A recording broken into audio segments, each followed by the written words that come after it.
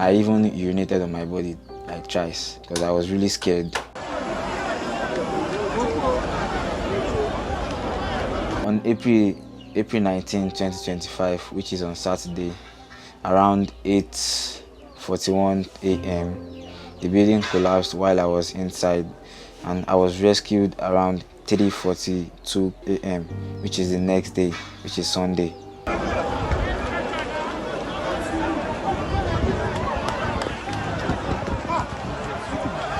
My name is Gbolahan Bashiru. Gbolahan.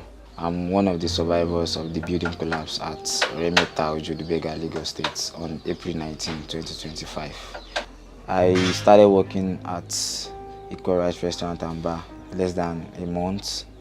I was a student of Federal College of Education, Akoka, and now I am seeking admission into LASU with my results from FCE as a direct entry student. It was just like a regular day. I woke up, I took my bath, I changed to office clothes, waiting for the normal day to start. Then suddenly, I heard people were shouting outside. Our manager told us to get out of the building. So everybody obeyed him. We went out of the building. Then we noticed that the pillar that is holding the building is cracking. It was not up to 10 seconds when I went back into the building to get my bag. Due to my ignorance and carelessness, I would say, I saw the decking coming down. Luckily for me, I was able to lie down on the floor before it dropped on me. The next thing I knew was blackout. I couldn't see anything. I was like, what's happening? Not until I started hearing people shouting, help, help, help, help, help. Then I was like, what? This thing has gotten real. Then I started shouting myself, help, help, help, help. There was a particular lady. I tried communicating with her, Alaja. I tried calling out her name because I was hearing her voice. She was like a sister to me at work. So I started calling out her name, Alaja, Alaja, Egbami Omo Ambil.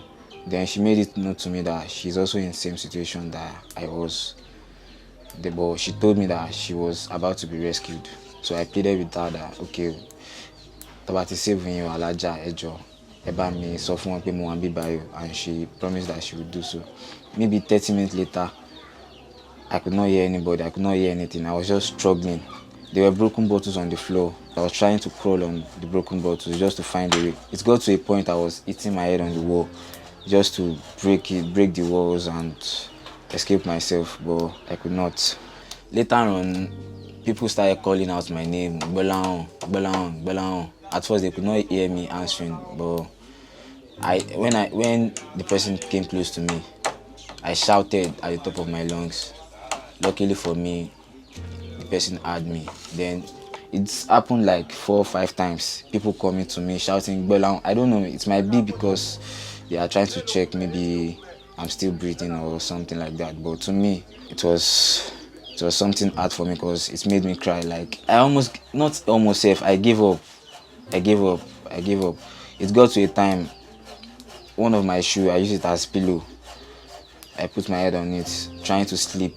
Maybe by the time I wake up, I'll be dead or something. I even urinated on my body like twice because I was really scared. Not until I heard a familiar voice. People were trying to help me do it before the familiar voice, but I didn't feel safe. The person is like a street brother to me, but that Brian, I told him, he was like, Gbolahan, Ibolowa. At first, he could not hear me, but I was shouting. I tried to move forward. I crawled in the broken bottle. I moved a little bit forward so he could hear me clearly. So by the time I got to the space where he could hear me, it was like, Gbolahan, Mungbe. So it was okay. I was shouting at the top of my lungs, but people outside could not hear me, but I was hearing them well. He got the exact point I was trapped. So at the long run, they were trying to break me out of the place. They were clutching a particular freezer that was there. I told IB to tell them to bring the excavator and do whatever they wanted to do. IB came in and asked me that, Gbolahan, oya, Ibolowa. Okay, Mutimobi. So he told me to move back from where I was, but I could not move back that much. I squeezed myself near the pillar.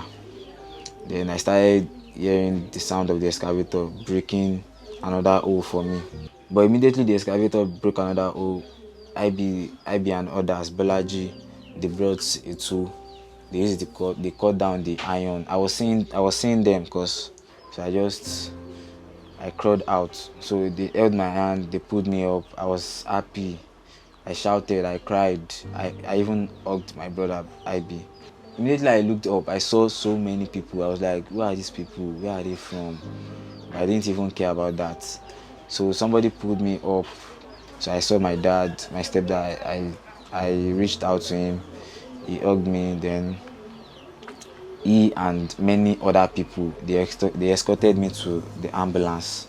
At first, I was not feeling pain from the cuts, not until I got to the hospital. So the doctor attended to me. They checked me. They checked wherever. They tried to know where I'm feeling pains. They pressed my chest, look at my wounds. They treated what they can. I was given the best treatment.